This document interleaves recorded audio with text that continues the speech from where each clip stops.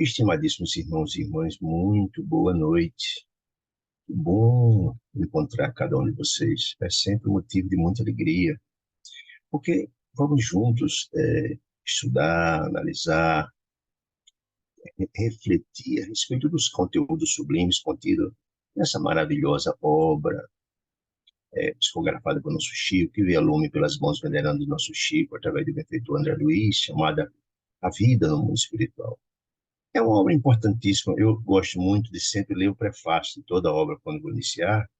Nessa obra, Emmanuel, que é o guia espiritual, coordenador da vastíssima obra de nosso Chico, diz assim: olha, essa obra não tem grandes revelações, não, mas é uma obra que, acima de tudo, traz um roteiro para nossas vidas.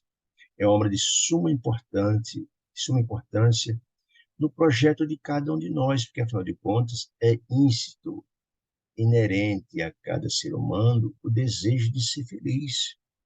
E às vezes a gente passa a experiência da reencarnação, entendendo essa como meio que Deus nos concede para atingir os fins, que é a felicidade, a gente passa e perde muitas oportunidades de avançar no nosso projeto evolutivo, porque não sabe seguir esse roteiro. Não obstante os ensinos trazidos pelo Evangelho de Jesus, a gente tem dificuldade de entender as repercussões de nossos atos. Portanto, esse livro, que é a sétima obra da coleção, chamada Entre a Terra e o Céu, ele é altamente esclarecedor, porque exatamente ele mostra que todas as nossas ações, quer sejam ações ou omissões de nossas vidas, eles têm repercussão. Essas repercussões podem ser imediatamente, pode ser vindouramente, futura. E mais, para a gente entender as angústias, as pungentes angústias, dores e sofrimentos que passamos hoje, muitos deles são decorrentes de fatos que são praticados por nós lá outrora, lá atrás, que estão repercutindo hoje, né? E essas repercussões não se dão no plano só físico, não. Como somos seres interdimensionais, nossas ações elas reverberam no plano físico, mas também no plano espiritual. Então, tudo que Deus faz ela é importante. Mostra de forma muito clara de que nós, tudo o que acontece ao nosso redor, ele tem uma explicação. Às vezes a gente encontra alguém na rua que não fala a nossa língua, que não sabemos o nome, mas nutrimos por ela uma profunda simpatia ou uma profunda antipatia. São essas possibilidades que Deus nos concede, talvez de encontros, visando o nosso processo de renovação e transformação, de pacificação. Porque, afinal de contas, somos filhos de Deus, quem nos diz isso é Jesus, no Pai Nosso, que está nos céus. E, ao mesmo tempo, ele nos mostra de forma muito objetiva, né, que Deus nos ama profundamente e toma todas as medidas necessárias para a gente conseguir encontrar felicidade. Inclusive, mais graves erros que venhamos a ter cometido no passado, Deus assiste do mesmo jeito a todos os seus filhos com muito amor, dando todas as possibilidades. Todos nós temos nossos anjos da guarda, nossos amigos espirituais, que envidam todos os esforços. Em nome do Pai, que Deus assiste o homem pelo homem, diz André Luiz, para que possamos trilhar o caminho da autoiluminação, nos aproximarmos de Deus, que esse é o grande objetivo da vida.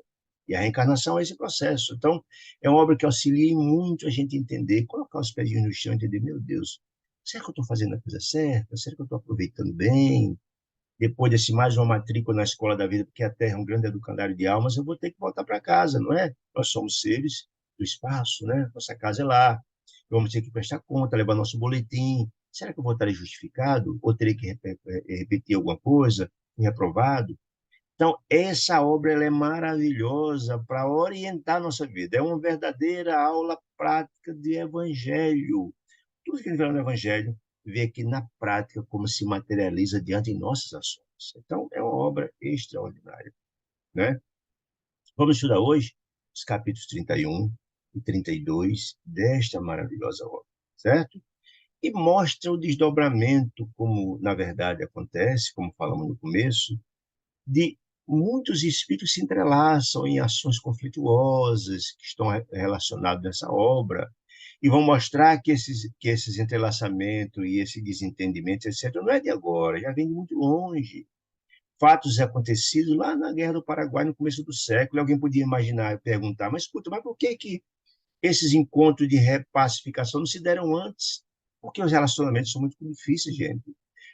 Quando Jesus nos explicava, e é mais uma forma de provar a prática do evangelho que essa obra traz, Lembra que Jesus lá nos dizia o seguinte: repactua com o adversário enquanto está a caminho com ele, ou seja, enquanto está na reencarnação com ele. E por quê? A gente vai ver exatamente isso. Se a gente não se repactua, a gente pode, ao desencarnar, dependendo do estágio espiritual de cada um de nós, ir para regiões distintas. Alguns, dependendo do compromisso e dos graves erros cometidos, podem ver regiões graves, região dolorosa, regiões infernais, regiões das trevas, outros para regiões dos umbrais. E esse encontro, para se repacificar, poderá demorar décadas, séculos, dependendo de quando esse espírito venha a ter condição de reencarnar para nos encontrarmos, porque dizia a dona Laura Mandilise lá, o livro Nosso Lar, que as dívidas contraídas aqui são pagas aqui, não se paga um bônus hora, ou seja, o desencontro daqui precisamos reencontrar de novo para aqui serem quitadas. Está tudo dentro da sabedoria de Deus, dentro da lei do progresso, da lei de ação e reação, não é? Então, alguns desses espíritos que falei que estão entrelaçados nessa história, interessantíssimos, desses desencontros de famílias, cometeram gravíssimos erros no passado e só agora conseguiram, só agora que eu digo, quando o livro foi editado, na década de 40, conseguiram reencontrar, depois quando estavam em condições de se reencontrar, de reencarnar, para poder reencontrar isso novamente, certo? Então, hoje vamos estudar o capítulo 31 e 32, estamos lá na frente nessa discussão, só rememorando, que não dá para quem não viu os capítulos passados, é muito importante para entender o capítulo de hoje, precisa compreender a história. Eu faço questão de fazer uma pequena síntese, e nem sempre pequena, porque a história é complicada, né? E eu aconselho quem tiver interesse em estudar e ver todos os capítulos, entra lá no site, no YouTube da Sociedade de Estudos Espíritas de Natal, e lá tem todos, se inscreve, e lá tem um playlist com todos os vídeos de estudo dessa obra e das outras obras anteriores de André Luiz, cento e tantos capítulos, etc., de estudo, certo? Cento e tantos vídeos, melhor dizendo, certo? Então, nessa obra, só relembrando rapidamente, nós vimos um conflito de um grupo de espíritos que vem desde a Guerra do Paraguai. Nós vivemos, na verdade, o espírito de Amaro, que é o dono da casa, Zumira, a dona da casa hoje, um menino chamado Júlio, que era o filho adotivo, entre aspas, filho do casal, do primeiro casamento de Amaro, certo? E a menina Evelina, de 15 anos. Acontece que, na verdade, esse encontro desse grupo não se deu por acaso, aliás, o acaso não existe, certo? As dívidas estão lá no passado e Deus vai criando as condições para essa turma se encontrando, né? Lá no passado, na Guerra do Paraguai, três militares que se viu juntos, como irmãos, na verdade, na verdade, um chamava Armando, o outro Júlio e o outro chamava Estevão, era como se fossem irmãos. Naquela época, na Guerra do Paraguai, se casa Esteves com uma jovem chamada Lina Flores. Essa menina era brasileira, estava no Paraguai porque ela fora sequestrada na Guerra do Paraguai e veio com a família no Paraguai. Eles se casam, eram apaixonados, etc, etc. Entretanto, esses três amigos, quando há o casamento de Esteves convida eles para visitar a casa, a companheira, a nova esposa, a esposa e a casa. Quando os dois, Armando e Júlio, se encontram com Lina Flores, os dois se sentem profundamente atraídos por essa jovem, a esposa do amigo querido, que se chamava Esteves. Ela também se sentiu atraída profundamente pelos dois. Na verdade, o Armando, muito mais contido, mais maduro, sentiu aquela atração, mas se conteve. Júlio, mais afoito, mais imaturo, começa então a dar galanteios para a menina, para a jovem, a esposa do amigo, que ela corresponde. Certo dia, encontra Esteves, eles dois juntos. E é um drama. Imagina o trauma de encontrar a esposa com um companheiro, mas com um amigo irmão, praticamente. Então, nessa oportunidade, Lina é muito fria. Olha, eu não amo você, diz para Esteves. Não amo você de jeito nenhum, não quero, vai embora e tal. E ela fica com Júlio. Esteves fica com ódio terrível de Júlio e vai embora para outra cidade. Ele era militar, vai se vir em outra região. Fica, então, Júlio vivendo com Lina, que era a primeira esposa de Esteves. Ele vai embora, né? O tempo passa e, na verdade, Esteves vai para um outro local e lá encontra, ele já profundamente ferido na sua sensibilidade, encontra, que ele era enfermeiro, das suas armadas, encontra nessa outra cidade onde ele vai um novo companheiro chamado Leonardo Pires, que também era enfermeiro das Forças Armadas, que tinha como companheira Loli Barruri, bela mulher, cantora, dançarina, belíssima e tal. Quando, na verdade, Esteves volta ferido e sem escrúpulo, começa a dar em cima de Loli Barruri. Deseja ela, né? Mexe com suas amizades, com seus superiores, e consegue deslocar Leonardo para uma cidade distante, para facilitar a conquista dele, Loli Barruri. E Leonardo vai, com o tempo volta, e encontra os dois juntos, mas não diz nada, faz conta que não viu, né? E arma com seu ódio terrível uma armadilha para o próprio Esteves. Convida-o para jantar. Numa noite, quando estão jantando, põe veneno no vinho e morre envenenado, portanto, Esteves, por Leonardo, em função de ter ele dado em cima da esposa Loli Barrulho. Olha aí.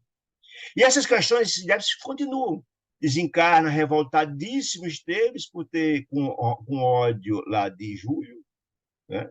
E com, ao mesmo tempo com ódio, com ódio dessa história de ter sido assassinado por Leonardo. E vai. Essas dívidas estão postas. No outro fronte, Júlio com Lina Flores estão lá, etc, etc. E ela não se dá por pouco. Começa a dar em cima de Armando, outro amigo querido, que faz uma resistência, resiste, mas ao final termina cedendo. Quando Júlio descobre que ela encontra ele, ela, Lina Flores, que for esposa de Esteves, e agora está com ele, com Armando, um amigo querido, aí ele não resiste. Se suicida, tenta o suicídio tomando veneno, comprometendo-se, um veneno, tenta, mas socorrido não morre. Mas ele não se deu por pouco. Na outra tentativa de homicídio, de suicídio, melhor dizendo, por afogamento, se afoga e morre, suicida, com ódio terrível de Armando, com ódio terrível de Lina Flores. Olha aí. Isso são questões que estão ficando pendentes, estão lá. Ódio de Jesus que a gente devemos pagar até o último centímetro de nossas dívidas. Essas dívidas estão postas. Dívidas, como Deus é Pai misericordioso, encontra sempre a oportunidade de nos repactuarmos. Deus deseja a felicidade de cada um de nós. Muito bem. Mas, na verdade, Armando, também em função da guerra, com remorso imenso por ter causado a morte de Júlio, se separa, vai para um argumento de que vai trabalhar no outro ponto da guerra e termina separando de Lina, que morre de uma situação desgraçada, abandonada, com cheio de culpa no coração, etc, etc. Quando Armando desencarna, encontra os seus desafetos no mundo espiritual. Encontra Lina Flor numa situação dramática pelos graves erros cometidos. Encontra também Júlio numa situação dramática por suicídio tentado e um consumido, e mais com ódio por ter ele, com ódio de Amaro, por Amaro ter ficado com Lina Flores, enfim, toda essa questão toda. Então, Lina e Júlio numa situação dramática, difícil, de muito sofrimento. E como Deus é Pai misericordioso e bom e tenta repactuar, trabalha a espiritualidade amiga com Armando para que ele reencarne e comece a resgatar essa dívida. Assim acontece. Reencarna Armando como Amaro, certo? E como, na verdade, nem Lina, nem imediatamente o próprio Júlio tem condições de reencarnar imediatamente, e já existia um encontro de corações de muito tempo entre o próprio Amaro e Odila, companheira de muito tempo, eles se casam. O primeiro filho do casal é Evelina, porque tem um espírito afim, muito afim, de muitas reencarnações deles, espírito mais avançado que eles, inclusive, vem para ajudá-los. E o segundo filho do casal começa a ter um resgate de Armando, agora Amaro, do passado, e recebe Júlio como filho, o adversário do passado. Como, na verdade, esse menino teve graves problemas, teve um atentado de suicídio por veneno, depois se envenenou, tem graves erros do passado, graves dívidas. Ele nasce e é recebido com muito amor por Amaro e por Odila, como filhos. Ocorre que, precocemente, a Odila morre, deixando o Amaro órfão, com um menino de 8 anos, no caso, Júlio, e com a menina Evelina, de 15 anos. E como existia uma dívida do passado e um compromisso do próprio Amaro de resgatar Lina Flores pelos débitos que tem no passado, certo?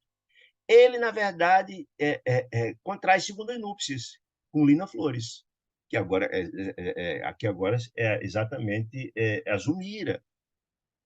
certo? E então Zumira, quando chega na casa, primeiro desperta um ódio terrível de Odila, que tem um ciúme doentio do marido que achava que continua sendo a esposa, e começa a obsidiar Odila, começa a obsidiar Zumira, tentando aniquilá-la. Ela também, Zumira, tem um ciúme doentio do marido com Júlio, por causa das questões do passado, né? Porque o menino órfão, Amaro, pai carinhoso, dá toda a atenção a ele, né? E então negligenciou na guarda do menino e Júlio morre afogado na praia. Estava na programação dele morrer precocemente, aprender a valorizar a vida. Tentou suicídio em um e no outro conseguiu. Muito bem. Mas fica a culpa dela de ter negligenciado a vigilância do menino. E começa um processo grave de obsessão, de Odilo tentando aniquilá-la, causando um pandemônio dentro da casa dela, de Zumira e também de Amaro. Quando, na verdade, a menina Evelina pede a Deus proteção e começa todo o trabalho de socorro do mundo espiritual. Chegou o momento propício para o trabalho acontecer. Primeira questão, foi trabalhado Odila diante de obsessora para fazer ela entender a transformação dela, de que o ódio dela estava trazendo felicidade para o marido que ela tanto amava, para o filho que desencarnado precisava da ajuda dela, e essa é da paz. E ela fora transformada no mundo espiritual e saiu de obsessora para um protetora da família, porque haveria necessidade de Júlio voltar, que estava sofrendo profundamente no mundo espiritual, da condição como desencarnou, dos karmas do passado, com graves lesões no perispírito, precisava reencarnar. E a forma do resgate continuar, do compromisso de Amaro para com ele, era receber ele de novo, na mesma encarnação. E tinha que ser via Zumira, porque também havia uma dívida muito grave de Zumira para com Júlio. Todo esse trabalho fora feito de forma muito bela, né? No outro curso do processo todo, está lá a questão de Lula e Barruri, de Leonardo, e a questão também de Esteves, que reencarna como enfermeiro de novo, e agora na condição de Mário Silva, certo? E há todo um trabalho feito em desdobramento espiritual. A equipe espiritual levam os encarnados em desdobramento para encontrar com Leonardo, que está desencarnado, para tentar o começo do processo de repacificação, preparando as condições para as reencarnações vindouras. Tudo isso fora feito de forma muito bonita, muito bela. E hoje aqui a gente se encontra na situação do capítulo 31 e 32, onde, na verdade, Amaro é pai de Júlio, pela segunda vez na mesma encarnação, ele com graves problemas de saúde em função dos compromissos, de uma tentativa de suicídio, uma concretização, suicídio concretizado, com Zumira, já repactuado lá, tendo agora Odila na qualidade de protetora. É isso a síntese para a gente entender as implicações daqui para frente. Muito bem. Quando assim, nova luta, nos diz aqui o capítulo 31. O pequeno Júlio desenvolvia-se como flor de esperança do jardim do lar. Ou seja, ele nasceu, era nascido, recém-nascido, etc, etc. Todavia, sempre mirrado, enfermiço. Por que enfermiço? Lembra que, na verdade, as lesões do perispírito ele reverbera no corpo. A doença do corpo nada mais são do que a doença do espírito. Então, como ele tinha a área onde na verdade, foi lesionado o perispírito, a área da garganta, pelo veneno, essas lesões apareceram no corpo dele agora. Graves problemas nessa região. Desvelava-se os pais para assisti-lo. Então, Zumira e Amaro, muito carinhoso com ele, receberam com muito amor e tal. Fizeram todos os tratamentos no sentido de melhorar, mas ele não melhorava. Trazia sempre doloroso estímulo na garganta, ferida, a glote ferida, que era exatamente essa doença congênita, trazida em função da lesão do perispírito, né? Então tentaram tudo, farinha miraculosa, alimentação adequada, leite materno para robustecer o menino, para ficar forte, mas não tinha jeito. Encontrava mirradinho e tal. Entretanto, apesar dos cuidados que exigia, dava trabalho, etc., mas era uma bênção de felicidade. Os pais estavam felicíssimos, Amaro era um pai generoso, carinhoso, desde a primeira vez que fora pai dele. Que a gente viu nos capítulos passados, que Amaro progrediu, avançou, era hoje um homem sensível, sofredor, mas tinha resignação para enfrentar suas provas, pagar seus débitos, né? Zumira felicíssima pelo fato de receber de ser mãe, e ao mesmo tempo de estar também com a possibilidade de começar a quitar seu débito, que era grande, né? E então a irmãzinha, então a felicidade era total, porque era o espírito mais elevado da casa, era exatamente a menina Evelina, né? Que sentiu no seu rostinho o vivo entrelaçamento, porque eles tinham afinidades. A menina Evelina, com eles, era um espírito mais elevado. Todos se sentiam felicíssimos com a chegada daquela criança, não obstante o trabalho, a doença, etc, etc. Muitas vezes, diz André Luiz agora, conchegamos no coração a criança, ele e o espírito André Luiz, ao coração, por quê? rememorando os trabalhos que ele havia precedido ao regresso. Lembra todo o trabalho de prevenção que fora feito no Lar da Bênção, nessa colônia espiritual que recebe os recém-desencarnados, crianças? Ele lá passou todo o trabalho de preparação, junto com Blandina, junto com Mariana, junto com a própria Odila, preparando aquele menino doente, sofrido, criou toda uma afeição dele. Então, muitas vezes, quando chegava o coração, vendo aquela criança renascer com esperança de se restaurar, de se equilibrar, de se animar. Muito bem. Assinalando a ternura, otimista. Sim, ele também via Odila, que fora a primeira mãe do menino, toda carinhosa, fazendo tudo que era possível para harmonizar a família e para dar assistência ao filho que fora na encarnação passada com ela, né? Transformada em generoso protetor era obsessora e agora era protetora da família.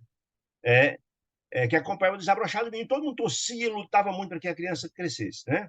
E já estava começando a falar os primeiros rudimentos, as primeiras palavrinhas, quase 1 ano de idade e tal, quando nova luta surgiu. A criança adoeceu para valer, né?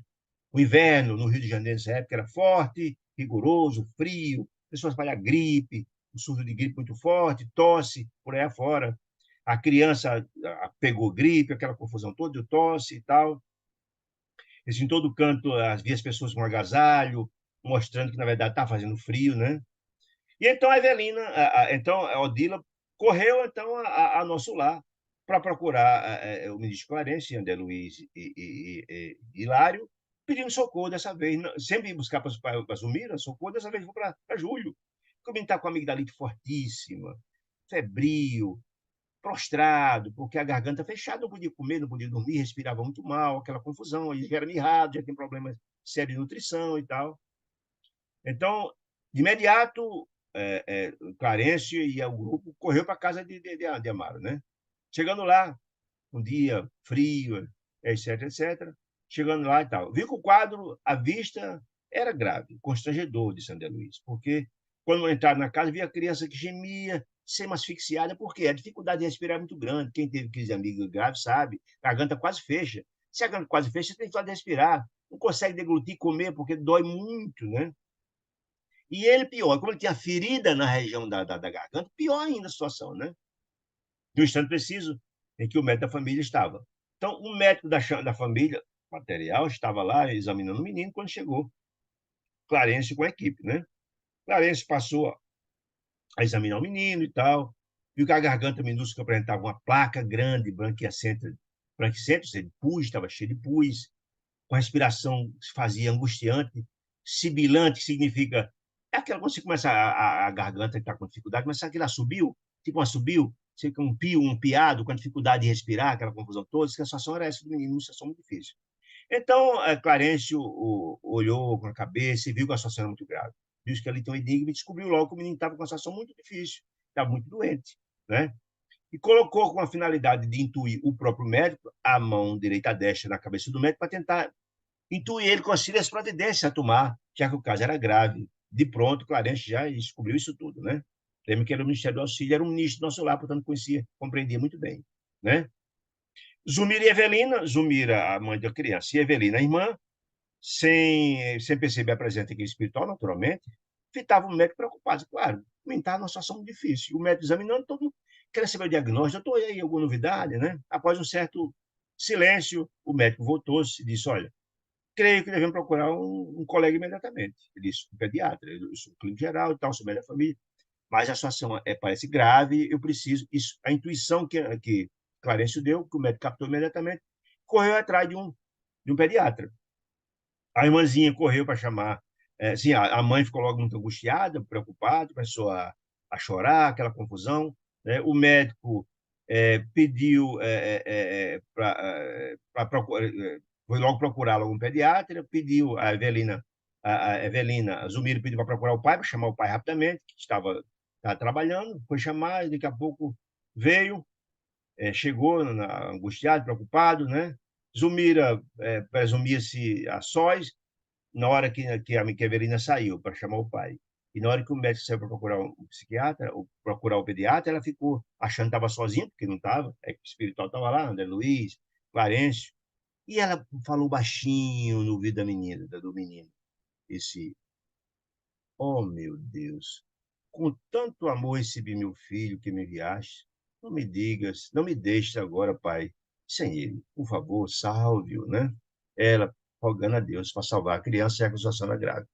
O pranto que corria na face queimava meu coração de André Luiz. André Luiz ficou muito penalizado, porque tinha afeto já com aquele grupo de amigos que vinha tanto tempo já lutando por isso, por ele, né? Nada pude indagar. Ele ficou tão emocionado, a própria André Luiz, que ele ficou tão emocionado que nem perguntou nada a Clarencio, que nem teve condições. Mas Clarencio disse, exclamou: olha, a difteria está perfeitamente caracterizada. A deficiência congenial, ou seja, a doença da congênita da glote, do perispírito, a ferida da glote, favoreceu a implantação do bacilo, da doença, né? Favoreceu, disse ele. Ele já tem uma predisposição, né? É imprescindível socorro urgente, disse Clarencio. Clarencio começou a mobilizar os recursos que tinha à sua mão, né? Assistência, passes, etc. Quando chegou desolado, Amaro, angustiado, que tinha sido chamado pela menina, né? Conversando com a mulher, tentando reanimá-la. O pediatra chegou também, conduzido pelo amigo, pelo outro médico, deu entrada na residência. Vamos começar a examinar o menino, os dois médicos e tal, trocando impressões, conversando a respeito. E então o pediatra disse, após manifestar: olha, eu acho que o menino está com croup. Já claro que difteria e croup é a mesma coisa, viu, gente? É o mesmo nome. O André Luiz disse didaticamente, até falou na frente em garrotilho, que garrotilho, croup e difteria são a mesma doença. Só para entender. Acho até didaticamente para a gente aprender isso, né? Ao sair, o médico disse, ó, dentro de algumas horas, disse, ó, disse o pai, dizendo: olha, eu acho que está de garrotilho. Ou seja, que é croup, é a mesma coisa, difteria. Entretanto, reservava-se um diagnóstico definitivo depois de fazer um exame, né? Só eu vamos levar material, vamos colher, vamos fazer um exame. E se confirmar, eu encaminho para cá um enfermeiro de confiança para aplicar o soro adequado para a CRUP, né? Mantendo vigilância junto ao doentinho. Vai deixar um enfermeiro aqui de confiança que vai aplicar o remédio, etc, etc. Clarence, então, recomendou-nos a quem? André Luiz. E a Hilário, olha, acompanha o médico. O médico tinha, na verdade, colhido o material para fazer o exame. E aí, Clarence, com sua sabedoria, só acompanha ele, na verdade, porque eles precisarem, ó, acompanhar o pediatra, de modo que a prestar colaboração possível ao nosso alcance. Como significa? Como assim? Lembra que, na verdade, todos os profissionais de saúde têm ajuda da equipe espiritual. Todos eles têm. A Andrélia disse lá no passado isso. Todos eles têm. Então, eles foram para colaborar de alguma sorte, o que fosse preciso, de intuição ou algo assim, para ajudar o médico no diagnóstico do menino. Certo? Então, acompanharam até o hospital. Seguiram André Luiz e Hilário, seguiram ele e tal. Disse que era tarde, estava anoitecendo, etc, etc, quando entraram no hospital, onde o amigo procurou, o médico procurou a sala para fazer o trabalho, fazer o exame a respeito do material colhido, né? Chegando no recinto, André Luiz ficou muito surpreso, defrontado com uma surpresa imensa para ele e para ele e também para o amigo, né? Para Hilário. Qual era a surpresa? Porque lá naquele ambiente ficaram estupefatos com a descoberta. Porque lá encontraram quem? Mário Silva. Lembra de Mário Silva? E quem é Mário Silva, gente? Mário Silva, agora encarnado enfermeiro, era o mesmo que esteve lá da Guerra do Paraguai, que desencarnou envenenado por Leonardo Pires. Aquele mesmo que fora também é, é, é, que teve a esposa tomada ali na Flores, por quem? O Júlio, era o mesmo, certo? Que nos encontros anteriores, feitos em desdobramentos, com Zumira, com Amaro, que fora. Ele foram destilou um ódio imenso. Por que aqueles encontros aconteceram? Com a finalidade exatamente de reaproximar para futuros encontros, futuras encarnações. Ele foi muito hostil, cheio de ódio no coração, refratário ao processo de renovação, de transformação. Pois era exatamente ele que estava lá, certo? Ele mesmo que foi ele o protagonista da separação de Lola e Barruri com Leonardo. E quem é Lola e Barruri hoje? É quem? Antonina, aquela mesma que fora casada com um marido grosseiro, Brutamontes, em função do passado dela, do erro lá com Leonardo Pires, que teve 4 filhos, o menino Marcos morreu com 8 anos, que ela foi até o lado da benção quando o menino Marcos estava lá, que foram levados lá por André Luiz, por Clarence, etc. E teve uma longa conversa na ida e na vinda. Ela mesma, Lola e Barruri. Muito bem. Mário Silva estava lá, no hospital, onde foi fazer o exame do menino, em traje branco, Palestrando com quem? Com Antonino. Olha, é engraçado isso, a gente entender as providências de Deus extraordinárias, a lei de ação e reação. Deus faz tudo para nos apaziguar, para nos encontrarmos, para nos repactuarmos. Olha aí, a lei de Deus funcionando. Lembra? Os encontros. Agora Mário Silva encontra aquela do passado que ele amou, aquela mesmo que ele separou de Leonardo, e etc, etc, etc, que já tinha havido um encontro deles em desdobramento, de Mário Silva, com a própria Antonina, com o próprio Leonardo Pires, lá, lembra da história? Foi possível o resgate de Leonardo Pires para um hospital espiritual, e o Mário Silva sempre muito brutamonte, sempre recalcitrante à transformação, ao perdão, etc, etc. Pois é, estava lá ele, encarnado, e encontra a Antonina, que não tinha a menor ideia nessa encarnação, quem era. Não. Estava lá com uma menina, palestrante, estava conversando com a Antonina, que fora Loli Barruri, que acomodava no colo Loli Barruri, a menininha do casal. Lembra que ele tinha 4 filhos? Tinha 2 meninos, tinha 3 meninos, não morreu. Mas tinha a caçula, era a Lisbela, a menininha. Mas a menina estava doente e levou ao hospital para ser consultado com quem? Como psiquiatra. Que psiquiatra? Aquele mesmo que consultou, que foi lá e consultou Júlio, que estava indo com material para ser examinado. Exatamente, a Tonina estava esperando o médico para ser consultada por ele. A menina estava pálida ofegante. Muito bem. Olha só a providência de Deus. Como Deus assiste o homem pelo homem, como diz André Luiz. Sempre, né? Muito bem. A jovem senhora que não mais vimos. Quem nunca mais viu? Porque a última vez que André Luiz e Hilário e Clarencio viram foi exatamente quando foi levado ela na ida ao lado da bênção para visitar o filho. Veio, trouxe e tal, não tinha encontrado. Sim, teve esse momento, e teve um momento em que foi ela em desdobramento junto com o Mário Silva, um encontro com o Leonardo Pires, função do problema do passado. Tudo aquela fase. Mas depois não viu mais. Muito bem. Aguardava o médico, o pediatra estava lá esperando, trazendo a filhinha à consulta. Amparado por Silva, Mário Silva, aí é a beleza, né? Às vezes encontra alguém que não sabe nem quem é, nunca viu, aparente, e nutre por essa pessoa uma simpatia profunda, ou uma antipatia profunda. Isso acontece com qualquer um de nós, gente. Aqui tá, a prova está aqui nessa história. Olha só. Então, Mauro Silva, vendo aquela senhora com a criança chegar no hospital, ficou todo atencioso, sentiu por ela uma simpatia muito grande, né? Amparado por Silva, francamente, atraído pela simpatia da visitante, da senhora, de Antonina, porque tinha sintonia com ela. Lembrando que ela fora Loura e Barruri lá na Guerra do Paraguai, e eles tiveram um relacionamento amoroso os dois, foi exatamente em função da confusão com o Leonardo Pires, e o assassinato de Mário Silva foi exatamente em função disso. Muito bem. Ambos tiveram acesso ao gabinete do médico particular, onde o médico diagnosticou que a menina Lisbela estava com pneumonia. Antonina foi administrada, Antonina foi aconselhada a voltar para casa pelo médico, levar a medicação e aplicar imediatamente, sem demora, para curar a pneumonia da menina.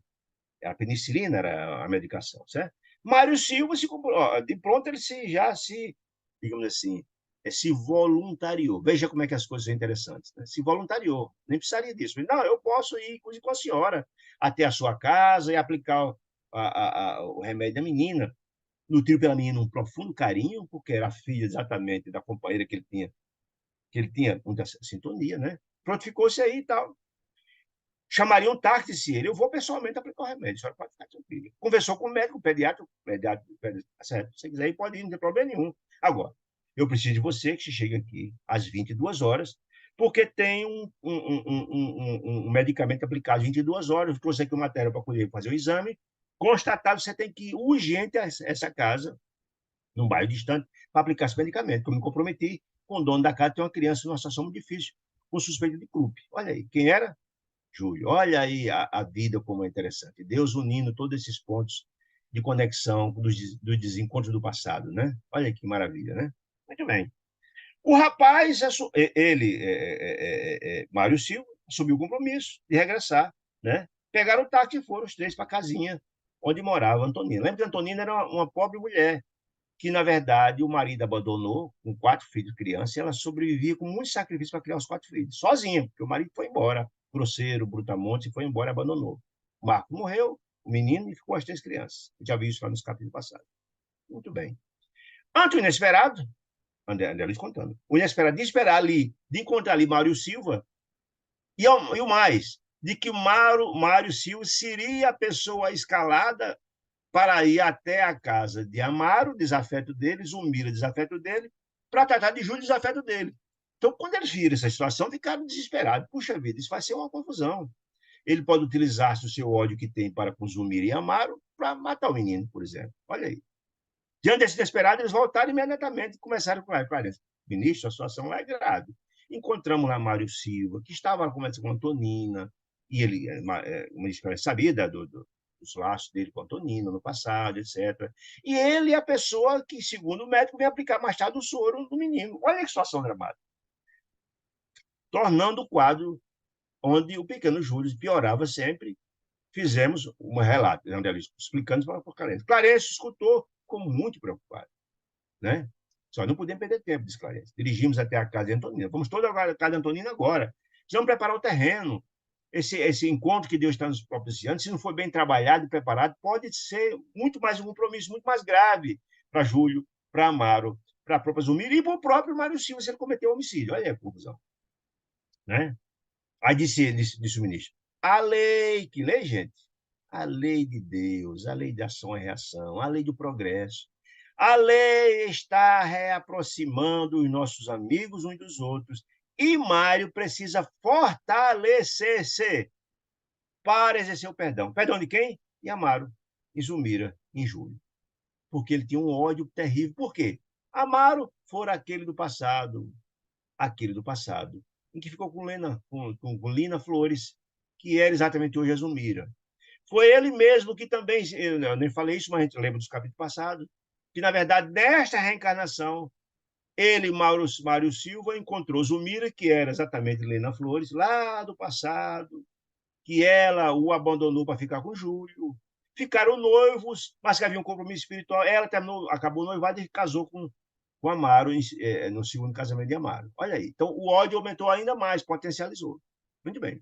Os raios de ódio, disse o ministro, da parte dele, de Mário, pode apressar aqui o serviço inevitável de morte. Veja a expressão que ele fala. Pode apressar aqui o serviço inevitável de morte. Então, ele está dizendo que, na verdade, Júlio vai morrer de novo. Mas ele podia apressar com sua ação ou omissão. Veja só, a gravidade da situação de Júlio. Júlio tentou um suicídio com veneno. Depois concretizou, tentou de novo. Então, a consequência dessa lesão vai ser o quê? Pela valorizar o que Deus dá aqui a vida, vai morrer apenas por afogamento e vai morrer de novo. De novo, numa situação difícil, em função dos graves casos que cometeu no passado, visando valorizar a vida. Olha que coisa impressionante. Muito bem. Corremos ao domicílio da mulher, de quem é Antonina. Corremos quem? Ministro Clarencio, André Luiz e Hilário, certo? Com efeito, depois de haver iniciado o tratamento provincial da menina, Lisbela, o tratamento com remédio, Silva fixaram na casa, atraído por ela, perguntando em si mesmo: meu Deus, onde é que eu viro essa mulher? Onde é que eu viro aquele corpo? Eu só conheço essa mulher de algum lugar, não sei de onde, mas eu conheço. Ele se perguntando, né? É aquela história, né? Você não conhece de agora, mas vem lá do passado. Você nunca vê simpatia e antipatia, né? Guardava a nítida impressão de haver conhecido Antonina em algum lugar. E era fato. Conhecia, mas não dessa encarnação, da encarnação passada. Agradavelmente surpreendido, ele, surpreendido e feliz por estar ali com ela, sentia-se ali como se fora em sua própria casa. Por quê? Porque eles estiveram juntos na encarnação, lá na época da Guerra do Paraguai. Conviveram, né? Então, sentia como se estivesse junto, na camaradagem do companheirismo. Né? E a simpatia não se patenteava tão somente dele, Mário. A senhora correspondia, porque ela sentia atraída por ele, se relacionaram no passado, tiveram bons momentos, né? E os meninos, por ter profunda sintonia com a mãe, também partilhavam, cercaram ele, receberam ele muito bem, os três meninos, os dois meninos, e Lisbela, a menina estava doente. Intimamente deslumbrado, ele, tomaram se sentir em casa, feliz da vida, por não ter sido tão recebido. Ele declarava-se, e ele me disse, olha, disse a todo mundo que ia ouvir, olha, disse ele, eu nunca experimentei tanta paz, fazia tempo que eu não experimentava uma paz como que estou aqui acontecendo. Ele disse isso de forma aberta. E isso viu Antonino e viu o menino, dizendo, eu estou feliz aqui, fui tratado com tanto carinho e tal. E Antonino se ficou feliz demais ouvindo isso, né? Ficou feliz e tal. Muito bem.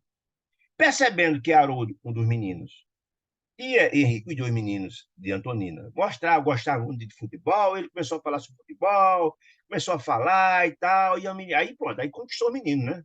Falando cada vez mais de futebol, o menino gostava de futebol, aí ele, a conversa soltou, né? Foi boa, né? E a Antonina, vindo aquela história, preparou um café, né? E começou vendo entendimento, e tentando, na conversa, tentando dar o entusiasmo do menino, daqui a pouco também entrando na história do futebol, criou um ambiente de felicidade e alegria com todos eles, naquela conversa construtiva e tal. Somente no decurso da afetuosa palestra, da conversa deles, dizendo eles, viemos a saber que a nossa amiga, quem? Antonina, ficara viúva, porque o marido tinha abandonado ela há muito tempo e tinha ido embora, mas ele faleceu. Na conversa, essa história surgiu lá. Ele, o marido, que abandonou ela com as crianças, ele tinha recebido notícias de uma cidade distante que ele tinha falecido de um desastre. Vitimado pela própria imprudência dele. Ele era um cara mesmo imprudente, difícil, morreu tal. Lemos no olhar de Silva, quando Silva ficou sabendo que ela estava viúva, aí que a esperança aumentou, né? O contentamento com que obtinha semelhante informe. Isso é importante, gente, porque naquela época, na década de 40, não existia divórcio, lembra? Naquela época, mesmo a pessoa separada, etc, etc, para ter outro relacionamento, não podia casar, era uma confusão danada, né? O fato, mesmo que a pessoa separada, ela viúva, facilitaria as coisas, né? Então, ele, a pessoa, a ficar esperançoso. Começaram a registrar e só optava interesse, ele, interessado nela e naquela família, pela vida daquele ninho agasalhante, né? Agasalhante, que se figurava pertencer. Ele parece que essa casa aqui é minha, porque me sinto tão à vontade. Ele sentindo, né? Mesmo dizendo que estava muito feliz. Às 8 em ponto, Antonina, sem afetação, convidou o visitante. Senhor Mário, hoje nós temos o nosso culto ao Evangelho. O Evangelho no lar. Olha que coisa extraordinária. São as coisas de Deus. Veja só como Deus assiste ao pelo homem. O senhor quer ter a bondade de partilhar, de participar conosco? Ele ficou feliz, apesar de não saber de que se tratava, né? Mas concordou, de pronto, né? Essa reunião essa noite foi efetuada ao redor. Hoje, na reunião, nós vamos fazer lá no quarto de Lisbela, porque ela gosta de participar do Evangelho lá, está doente, está lá, vamos fazer na caminha dela, que ela gosta de participar das orações do Evangelho, etc. Todos com de acordo, foram no quarto da menina e tal.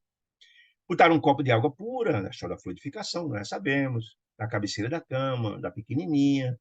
Foi pego o Novo Testamento, acomodados os companheiros. Antonina recomendou a Henrique que fizesse a prece inicial, um dos meninos. Ele fez, rezou o Pai Nosso. Em seguida, fez uma prece pedindo a Deus que curasse a irmãzinha que estava doente, né? Com, com enternecedora súplica, com muito amor.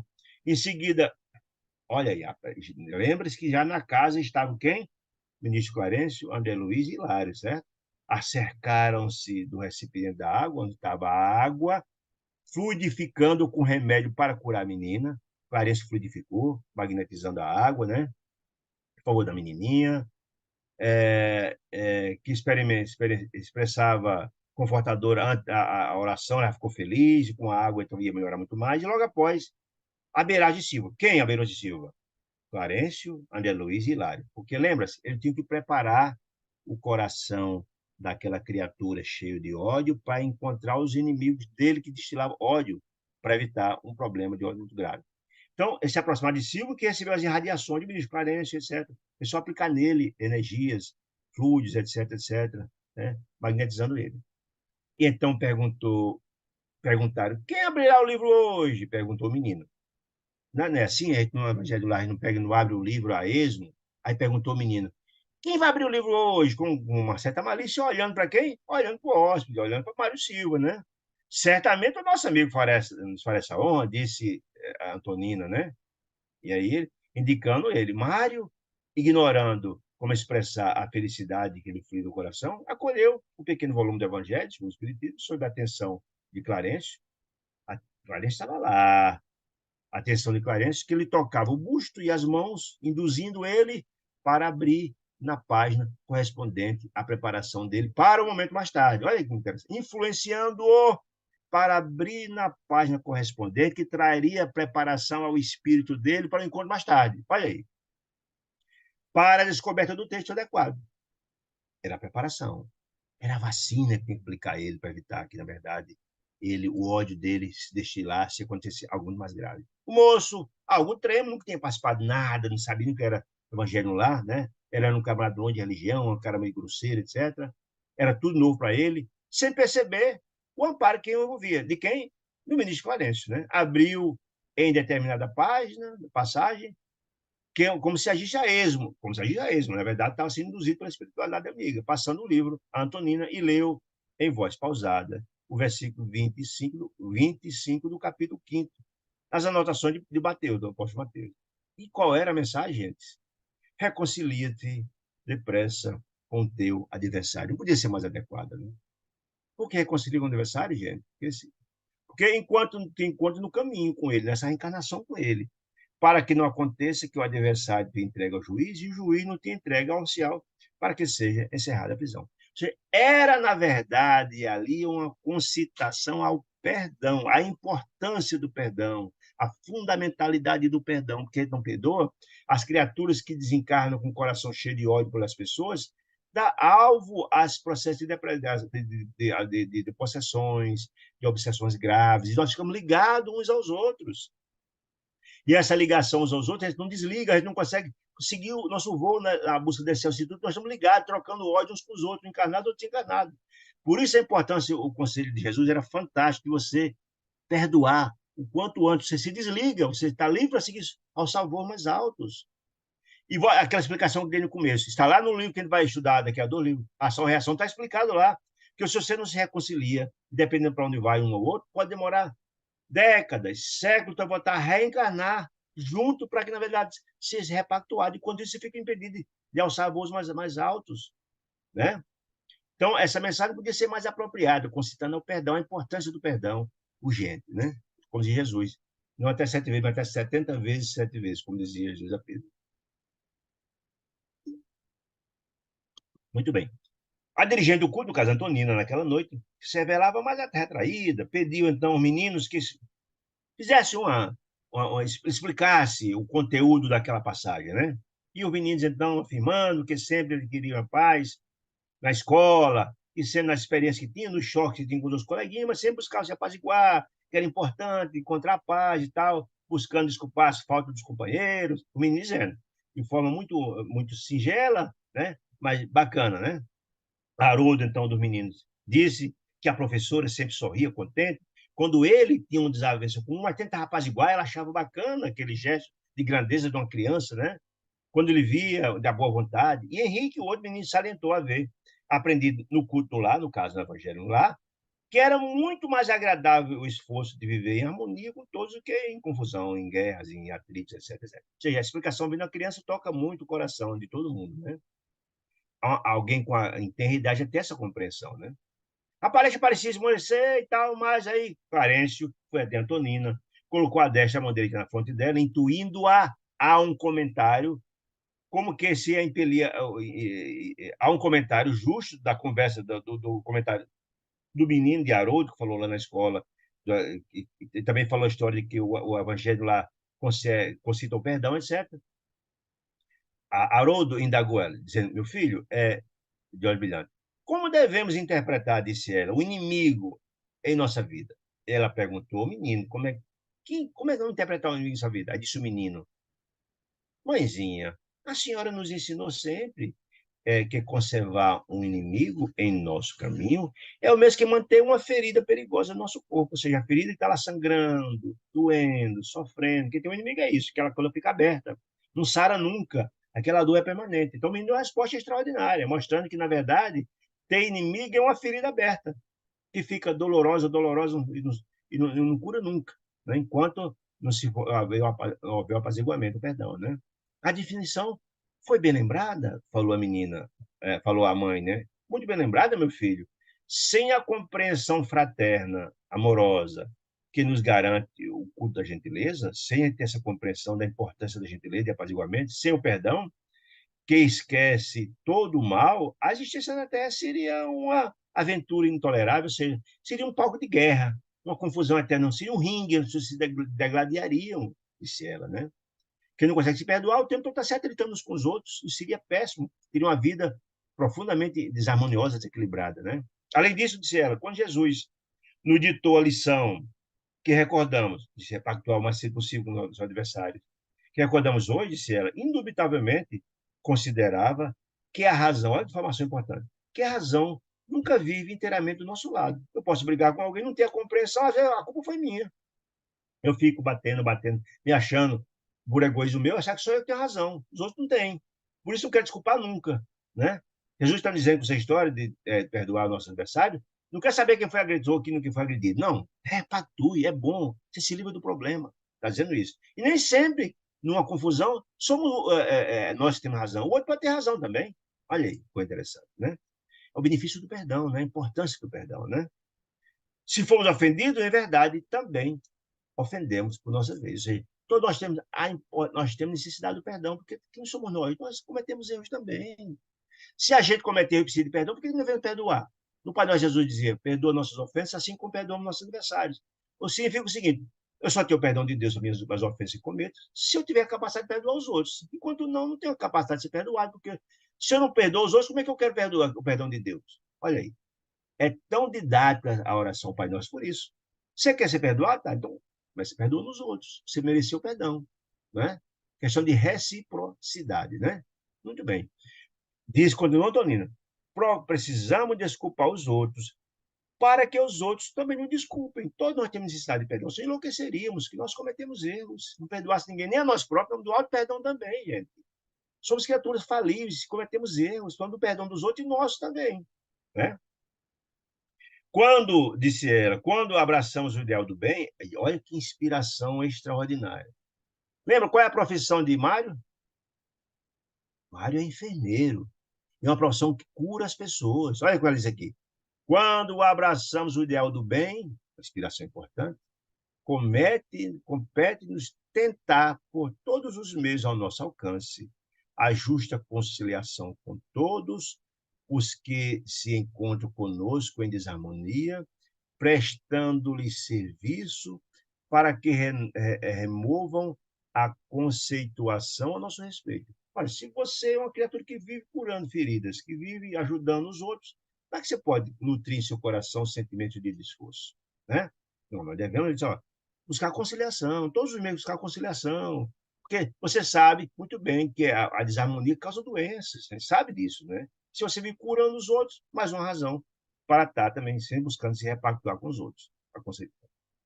Disse mais ela, continuou, tudo como desdobramento da mensagem evangélica, quando ela dizendo, inspirada por Clarencio. Mas vale para nós um acordo pacífico, mesmo que não seja bom, que é uma demanda, uma briga mais preciosa. Não vale a pena brigar. O desgaste é muito grande. É melhor um acordo que uma briga permanente, sem conciliação. Porque a vida, disse ela ao enfermeiro, que a vida não termina nesse mundo, meu caro. Nós somos espíritos eternos. Né? E é possível que, buscando a justiça com as próprias mãos, tendo-se isso com as nossas mãos, e achando o dono da verdade por egoísmo, em nosso favor, estejamos cristalizando a cegueira do egoísmo, só achar que eu tenho razão, que eu tenho razão, que eu tenho razão, vai ficar atrito a vida inteira. Não admitir que somos só falha, que sou uma pessoa que também tem defeitos, né? Em nosso próprio coração, caminhando para a morte com os aflitivos problemas. Que aflitivos problemas? Quando você desencarna, você vai encontrar quem se ofendeu lá do outro lado, estilando ódio, buscando um obsidiar o outro, prejudicar o outro, né? Então é muito importante entender que somos espíritos eternos e para trilharmos nosso caminho na busca da vicissitude, da iluminação, nós precisamos repactuar, perdoar os outros, né? Apaziguar o caminho, né? Trilhar o caminho da luz. Coração, olha aí que ela disse, não é dizendo. Coração que conserva rancor é coração doente. Isso dizendo e ele ouvindo, gente. Tudo inspirado por Clarencio. Deus assistindo o homem pelo homem. Estávamos ali naquele momento, utilizando, através de Antonina, o preparo espiritual de Mário Silva para ir buscar o perdão que Deus estava dando a oportunidade junto a Amaro, junto a Zumira, junto a Júlio. Todo um trabalho de preparação, como fora feito lá no desdobramento, uma fase, agora é uma outra fase. Disse ela, alimentar ódio ou despeito é estender inomináveis padecimentos. O ódio envenena, não é? Compulsão mendiçã corpo em desequilíbrio, mente em desequilíbrio, corpo em desequilíbrio. Né? Alimentar ódio ou despeito é estender inomináveis padecimentos morais no próprio espírito. O veneno do ódio envenena o nosso espírito, envenenando nosso espírito, envenena nosso corpo, adoece. Quem tem o coração cheio de ódio termina doente. Câncer, etc., boa parte vem em função do ódio, etc., etc. Muito bem, Silva estava pálido ouvindo aqueles conceitos. Meu Deus, falou a alma dele para valer, né? É, aquelas conclusões feriam-lhe fundos de modo ser, porque ele alimentava em seu coração ódio, desejo de vingança, etc, etc. Tão desajustado se revelou, escutando aqueles apontamentos, que Antonina, ele registrando a estranheza, ponderou, sorrindo. Ora aí, olha aí a intervenção, de novo, inspirada por Luiz Clarence. O senhor Mário Silva, de certo, nunca teve inimigos. Quando ela notou o desequilíbrio dele, o senhor certamente nunca teve inimigos. Olha, é o conceito. O enfermeiro, como o senhor, diligente, será, sem qualquer dúvida, o irmão de todos. Ora, se você busca cuidar de todos e ajudar a todos, como é que você vai ter inimigos? Diz mais. Aí ele, sim. E nós fomos todos consertados, sim. Não tem um adversário. Gaguejou o moço, constrangido. Mas na tela mental, na cabeça e no coração dele, sem que pudesse controlar a eclosão das emoções, pensava, reminiscências, lembranças. Aparecera Maris Unida. Como os desafetos que ele, no âmago, no coração do espírito, não conseguia desculpar. Odiava-os, sim, odiava-os, pensando ele, mesmo ouvindo aquelas considerações. Pensou de si para consigo, jamais suportaria um acordo com semelhantes adversários. Ele, veja como era no coração dele, esse ódio era forte, né? Mesmo ouvindo aquelas conceituações maravilhosas daquela criatura que atraiu tanto ele. Entretanto, a sinceridade da interlocutora de Antonina encantava-o. Aqueles conceitos traziam ao coração dele um alívio muito interessante. Aquela viúva jovem, cercada de 3 filhinhos, superando talvez obstáculos mais inquietantes para viver, tinha, sozinha, cuidando do filho no começo do século, com uma dificuldade muito grande, naquela época, uma mulher sozinha, constituiu um exemplo para ele de quanto podia edificar um espírito de sacrifício. Ela era um exemplo que tocava o coração dele. Em um ambiente encontrava antes aquele calor de fé pura, uma fé verdadeira. As crianças já evangelizadas, com compreensão de justiça, de amor, de perdão, necessário às grandes construções de ordem moral. Ele sentia um apoio com a forma de ele se redimir, ou ali mesmo se edificar moralmente naquela casa, né? Além de tudo, laços de vigorosa afinidade dele com ela e com aquelas crianças impeliram para aquela mulher, com quem se simpatizara à primeira vista. Por mais vasculhasse as lembranças, conseguindo recordar de onde lembrava, não se recordava. Sentia, porém, que a palavra dela lhe impunha infinito bem-estar, trouxe alívio ao seu coração, cheio de angústia, né? Fitando-a ele com entendimento, perguntou: a senhora julga que devemos procurar conciliação com qualquer espécie de inimigo? Eles digam de inimigo, né? Sim, respondeu ela, sem hesitar. E quando os adversários, aí perguntou de novo, e quando os adversários são de tal modo inconvenientes que a simples aproximação deles nos causa angústia, Antonina compreendeu que alguma coisa dolorosa acontecia na consciência dele, né? Para ouvir aquela exortação. Ocultando-se, e disse, Antonina, entendo que há sofrimentos morais quase intoleráveis, disse ela. Entretanto, a oração, ou seja, a conexão nossa com o Criador, é o remédio eficaz de nossas moléstias íntimas. A prece, a gente pede a Deus, rogando assistência, ela vem. Se temos a infelicidade de possuir inimigo, disse ela, cuja presença nos perturba, é importante recorrer à prece, rogando a Deus que nos conceda forças para que o desequilíbrio desapareça, porque então, um, porque então um caminho de reajuste surgirá em nossa alma, ou seja, a solução virá, a oportunidade virá, desde que pedido com fé ao Criador, ao Pai. Todos, disse ela, todos necessitamos, disse ela, da alheia tolerância dos outros em determinados aspectos da vida. Os olhos de Mário cintilavam com aquelas respostas. Aí, quando ele insistindo, e quando o ódio não vos avassala, ainda mesmo quando não desejamos, disse ele. Ela disse, não há ódio que resista aos dissolventes da compreensão e da boa vontade. Ou seja, o amor vence o ódio, a luz vence as trevas, né? A resposta nesse sentido. Não tenha ódio que consiga vencer ao amor, a paz, a fraternidade, o bem, etc, etc. Quem procura conhecer, olha que informação bacana dela, né? Quem procura conhecer a si próprio vai ver que tem defeitos, né? Se eu olhar para dentro de mim mesmo, vou ver que eu sou uma pessoa cheia de defeitos. Claro que eu sou defeito. Então, quem procura conhecer a si mesmo, disse ela, desculpa facilmente. Você vai identificar em você os defeitos. Como é que você não pode perdoar o defeito dos outros? Silva empalidecera, porque ela colocou ele em xeque-mate. Se você olhar para dentro de você, você vai encontrar defeitos. Como é que você não pode perdoar o defeito dos outros? Antonina percebeu que o tema lhe fustigar o coração do enfermeiro. E, amparada por Clarencio, que ele enlaçava, abraçava ela paternal, rematou. Meu amigo, um homem, porém, da sua tarefa, olha que coisa, que fecho fantástico. Um homem, porém, da sua tarefa, seja enfermeiro, é um missionário do amor fraterno. Olha que coisa linda, porque lembra, ele utilizar da sua profissão para aí tentar curar alguém que era desafeto. Olha o remate dela. Um homem, porém, na sua tarefa de curar, é um missionário do amor fraterno, missionário de Deus. Quem socorre os doentes, penetra a natureza humana e entra na posse da grande compaixão. Ou seja, você tem contato com a dor, vê as angústias e o sofrimento dos outros. Como é que pode ter no coração, como é que você não pode ter compaixão da dificuldade dos outros?